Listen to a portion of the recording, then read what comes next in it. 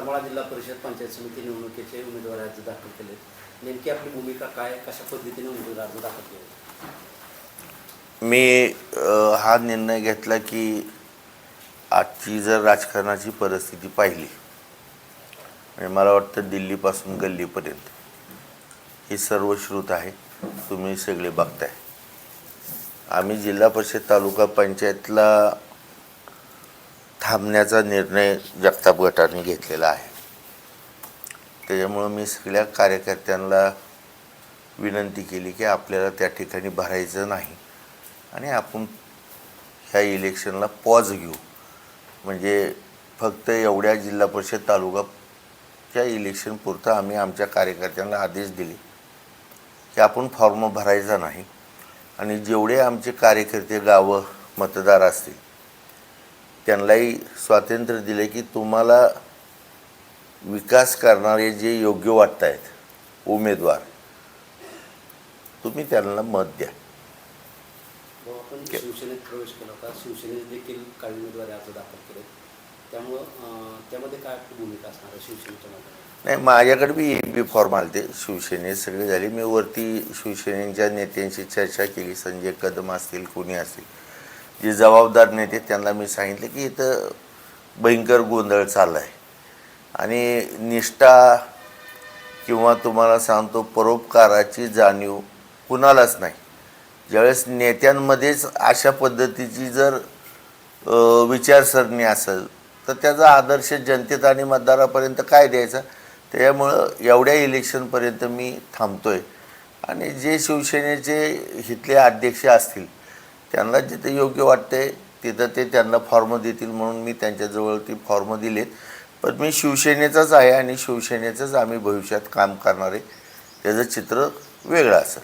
वैयक्तिक तुम्ही प्रचारामध्ये सक्रिय असणार आहे? प्रचाराला दिवसच किती राहिलेत आणि ज्यावेळेस माझं कोणीच नाही तर मी सक्रिय राहण्याचा प्रश्नच उपस्थित होत नाही. आपण पाहतोय की अनेक दिवसांपासून करमाळ्याचं जे या निवडणुकीसंदर्भात एकमेकाच्या युतीबाबत संभ्रमावस्था देखील बऱ्याच वेळा पाहायला मिळाली. मोहिते पाटील असेल, तुमची देखील युती, आमदार नारायण पाटील यांची देखील युती झाल्याची चर्चा होती. पण नंतर नेमकं नाही, मुळामध्ये एक लक्षात घ्या, कुठल्याही राज्यकर्त्यांनी कैलासवासी नामदेवराव जगताप असतील किंवा काय असेल, आमच्या राजकारणाला 70 वर्षाची परंपरा आहे. मी बघितलेलं माझ्या चुलत्यांचं, वडिलांचं आणि त्यांच्या प्रतिस्पर्धींचं, मी विरोधक हा शब्द वापरणार नाही, पण ते कायमस्वरूपी तुम्हाला सांगतो तत्त्वाचं राजकारण होतं, निष्ठेचं राजकारण होतं, बांधिलकीचं राजकारण होतं आणि त्या राजकारणामध्ये सातत्याने समाजाच्या विकासाचा विचार व्हायचा. बेरोजगार असतील, शेतकरी असतील, कामगार असतील किंवा अन्य अनेक क्षेत्रातल्या लोकांसाठी ती लोक त्या काळामध्ये विचार करत होती. लाईट, पाणी, रस्ते, शेतीमालाला भाव, सुरक्षा, सुव्यवस्था आणि तुम्हाला सांगतो प्रत्येकाला संरक्षण देणं, आपल्या लोकांना हे करणं, सांभाळून ही करावं अशी एक त्यांची भूमिका असायची कायमस्वरूपी.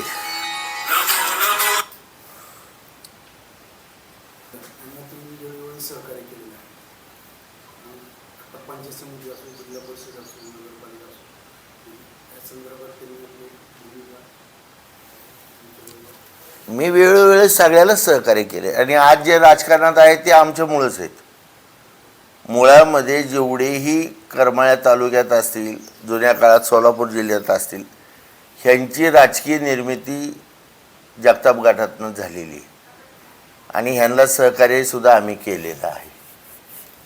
मुळामध्ये राजकारणातली आम्ही त्यांची आईच आहे. मग त्यांना आम्ही सहकार्य केलं म्हणून आम्ही त्यांच्याकडनं दुधाचं बिल मागणार नाही. पण ते जर योग्य नाही वागले तर भविष्यात आम्हाला निर्णय घ्यायचा आहे. जर कोणी मदर इंडिया जुना बघितला असेल तर आमचा शेवटचा निर्णय तो असेल. भाऊ, आता आगामी या निवडणुका संपल्यानंतर संपूर्ण करमाळा तालुक्यात अनेक ग्रामपंचायतच्या निवडणुका सुरू होत आहेत. त्यामध्ये जगताप गट हा स्वतंत्रपणे पुन्हा एकदा मोठ बांधेल का? हो, 100%. का नाही बांधणार. आणि नव्या उमेदींनी आणि एकदम तुम्हाला सांगतो पारदर्शक चांगले कार्यकर्ते, चांगल्या विचाराचे की ज्यांच्या डोक्यामध्ये गावाचा तालुक्याच्या विकासाचा कायमस्वरूपी तुम्हाला सांगतो हे असेल, उद्देश असेल, हेतू असेल, तसल्या लोकांना आणि गटाबद्दल ज्यांना निष्ठा असेल, प्रेम असेल, दरवेळेस इकडं निवडून आलो की तिकडं जायचं, तिकडून निवडून आलो की इकडं जायचं. बरं, आता जेही जात आहेत त्याने जे उमेदवार भरतायत त्यांच्या ह्याच्यापुढं तुम्ही जर बारकाईने पाहितलं तर कुणाच्याही डोक्यामध्ये तुम्हाला सांगतो, मी जे आत्ता बोललोय तो उद्देश ठेवून कुणीच नाही ना राजकारणात येत. मग तुम्ही कशासाठी आलाय हे तुम्हाला राजकारणात सांगता येईना की बाबा तालुक्याची खूप मोठी दुर्दशा चालली आहे म्हणून आम्हाला तुम्ही सत्तेत घ्या असं कुणी म्हणत नाही आहे. ज्याच्याकडे भरपूर पैसा झाला आहे त्याला प्रतिष्ठा पाहिजे, ज्याच्याकडे पैसा नाही आहे त्याला राजकारणातनं कमवायचं आहे. ह्याच्यामध्ये तालुक्याच्या विकासाचा किंवा बाकीच्या महत्त्वाच्या जे मूलभूत प्रश्न आहेत त्याचा कुठलाही विचार कुणाच्याही डोक्यामध्ये नाही आहे. आणि ह्याच गोष्टीचा अभ्यास करून मला माहिती, आडगळीला जरी सोनं पडलं असलं तर तिची किंमत कमी होत नसती. आता जरी तुम्हाला सांगतो पितळ जरी टेबलवर ठेवलं असेल म्हणजे त्याला काही खूप किंमत आहे असं नाही आहे. पण जोपर्यंत जनता लाचार आहे तोपर्यंत राजकारणाची दिशा अशीच राहणार आहे. आणि आजच्या सरकारने आजच्या ह्याच्यामध्ये जनतेला लाचार करून सोडले. आज मी बघतोय की ज्या ठिकाणी तुम्ही 10-10 वर्षे त्या गावाला गेला नाही, त्यांच्या सुखादुखात पडला नाही, आलेल्या महामारीत, अतिवृष्टीच्या पुरात, ह्याच्यात कुणालाही काही केलं नाही, पण हळदी कुंकाचा कार्यक्रम जोरात चालू आणि लोक त्याला रिस्पॉन्स बी देत आहेत. मग ही लाचारी ही तुमच्या विकासाकडे नाही. आज तुम्ही सगळे मीडियावालेत, रस्त्याची काय अवस्था आहे,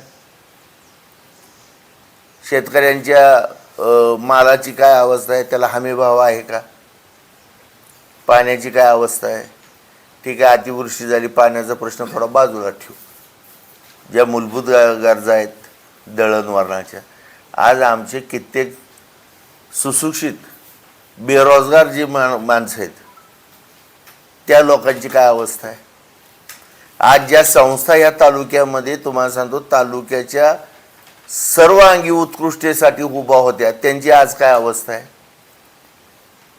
त्या कामगारांची काय अवस्था आहे, त्या शेतकऱ्यांची काय अवस्था आहे, त्या संस्थेची काय अवस्था आहे, तिथं त्याच्यावरती जगणाऱ्या वाहनधारकांची काय अवस्था आहे.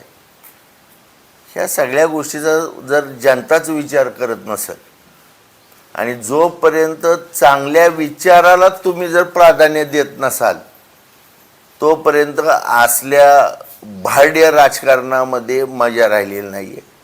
मतदार लाचार झाला आहे. मला तुम्हाला सगळ्याला ठाऊक आहे, तुम्हीसुद्धा तुमच्या ह्याच्यामध्ये सांगता की लक्ष्मी दर्शन झालं. मग जिथं विकासाचं आणि ह्याचं दर्शनच नाही आहे की ज्या हेतू उद्देशासाठी तुम्हाला लोकप्रतिनिधी पाहिजे तो उद्देशच तुमच्यात नाही आहे मतदाराच्यात. आणि तुम्ही जर तुम्हाला सांगतो तुमच्या खऱ्या अधिकारापासून वंचित राहताय त्या ठिकाणी ह्या गोष्टी घडणार. आणि आता वयाची 60% आयुष्य जगलेली आम्ही माणसं, माझ्या वडिलाचं स्वातंत्र्य काळापासून मी लहानपणापासून वडिलांचं चुलत्याचं राजकारण बघत आलोय. आमच्या विचारात, आमच्या ह्याच्यामध्ये, आमच्या रक्तात रगरगमध्ये आमच्या त्यांचे विचार आहेत. आणि आता ह्या गोष्टीला म्हणजे आम्ही जास्त हे करू शकत नाही. तोपर्यंत मी आमच्या कार्यकर्त्यांना सांगितलं की थांबा, बघा. मागच्या कार्यकर्ता मेळाव्यामध्ये कार्यकर्त्यांमधून शंभूराजे जगतापांना इलेक्शनसाठी लढवावं अशी मागणी झाली आणि त्या दृष्टीने चर्चा पण चालू होती ना, मागणी होती, चर्चाही होती. ज्यावेळेस नामनिर्देशन भरल्यानंतर प्रचाराला लागल्यानंतर ही चर्चा बाजूला राहते आणि मग त्या वेळेस सुरुवात होती, खर्च करावा लागतो लोकांना. मग ताटली बाटलीचं राजकारण आलं, त्या ठिकाणी फोडाफोडीचं राजकारण आलं, तुम्हाला सांगतो आमिषाचं राजकारण आलं, आश्वासनाचं राजकारण आलं. ह्यातली कुठलीही पूर्तता होत नाही. मत घेण्यापुरतंच तुमचं तोंड आणि हात वाला केला जातो. पुन्हा 5 वर्ष तुम्ही कोरडेच असता. आणि असल्या घाणीत मीच सांगितलं की थांब, आत्ताच आपल्याला ह्यात प्रवेश करायचा नाही. आणि माझाच मुलगा का असावा? माझे कार्यकर्ते बी त्या क्षमतेचे आहेत. शंभूच्या जन्माच्या आधीपासूनचे आमच्याकडे काम करणारे कार्यकर्ते आहेत. जयवंतरावचा मुलगा आहे म्हणून शंभूला नाही उभा करायचं. जगताप गटात ज्यांनी काम केले त्याला नेतृत्व करायची संधी द्यायची. आणि भविष्यात आमच्या पश्चात शंभूचं नेतृत्व त्यांनी, जर शंभू तेवढी कार्यक्षमता असली तर निश्चित त्याला स्वीकारतील. कैलासवासी नामदेवराव जगताप गेल्यानंतर मी राजकारणाचं मला काय म्हणायचं त्याला का कू कळत नव्हतं. पण तालुक्याने मला स्वीकारलं आणि मी त्यांच्या विश्वासार्हतेला हे झालो, पात्र झालो. आणि आजही जगताप गट विरोधकाची मतदान असेल किंवा आमची असतील किंवा तालुक्यातली सर्वसामान्य माणसं असतील, सर्व नेतृत्व करणारी लोक असतील, विश्वास भरोसा दिलेल्या शब्दाला जागणारा नेता कोण आहे तर त्यांचं बोट माझ्याकडे असतं. मग ह्याच्यापेक्षा राजकारणात दुसरं काही काम व्हायचं नसतं. तुम्ही किती राजकारणात भ्रष्टाचार केला, पैसे कमवले, तुमची संपत्ती मोठी झाली, तर ह्याचा अर्थ असा नाही आहे की शेवटी काय म्हणायचं सभ्यपणातनं घातलेला दरोडाच आहे, चोरीच आहे. आणि आत्ता तुम्हाला सांगतो देशात सगळीकडे हीच प्रथा चालू आहे. थोड्या दिवसामध्येच तुम्हाला दिसेल काय की ह्या देशामध्ये सुद्धा श्रीलंका, तुमचं तो काय म्हणतो आपण बांगला, नेपाळ, ह्या अशा गोष्टी इथं सुद्धा व्हायला वेळ लागणार नाही. आता त्याची सुरुवात झाली. कारण हे अतिशय काय म्हणायचं ह्याच्या पलीकडे गेलं आहे. तुम्ही थांबल्यानंतर भाऊ मोहिते पाटील पाटील जी तुम्ही त्यांच्याबरोबर होती तालुक्याची चर्चा होती, तुम्ही थांबल्यानंतर विरोधकांना फायदा होऊ शकतो. त्याचा विचार न मी करायचं काही कारणच येत नाही ना. कुणाला फायदा होईल, कुणाला तोटा होईल. आणि हा विचार करून मी थांबलेलो नाही आहे. माझा जो विचार आहे हे मी स्पष्ट सांगितलं आहे. कुणाला तोटा फायदा व्हावा ह्याच्यासाठी मी थांबलेलो नाही आहे. आमच्या लोकांना घाण सवय लागू नये. आमचाही कार्यकर्ता मी म्हणतो भले मुठभर असू द्या, पण आमचे जीवाभावाचे मावळे आहेत. बोजायला 400 नाहीत, जीवाभावाचे जरी असले तर 400. आणि राजकारणामध्ये एक लक्षात घ्या, दिवस कधीही कुणाचे बांधील नाही आहेत. परिवर्तन हा निसर्गाचा नियम आहे आणि त्या नियमावरती विश्वास ठेवूनच आमची वाटचाल आहे. पवित्र थांबत असताना पुढचं काय पुढच्या 2021 संदर्भात किंवा सांगितलं ना, एवढाच पॉज आहे. जिल्हा परिषद तालुका पंचायतचाच हा पॉज आहे.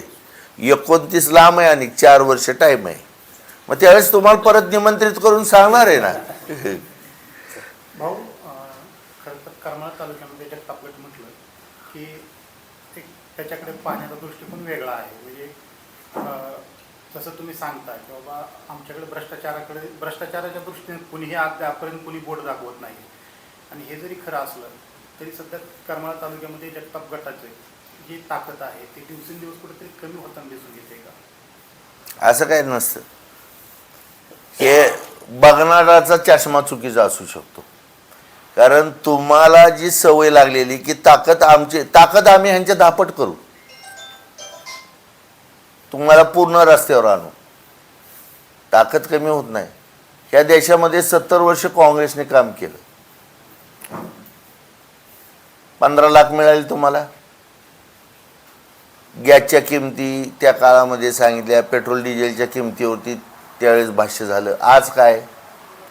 मग आज वरपासून खालीपर्यंत जनतेच्या विश्वासार्थाचं किती राजकारण चालू आहे अशोक?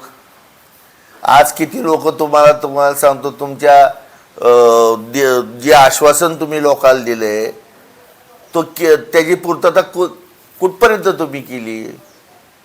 हे चालत असतं. आणि शेवट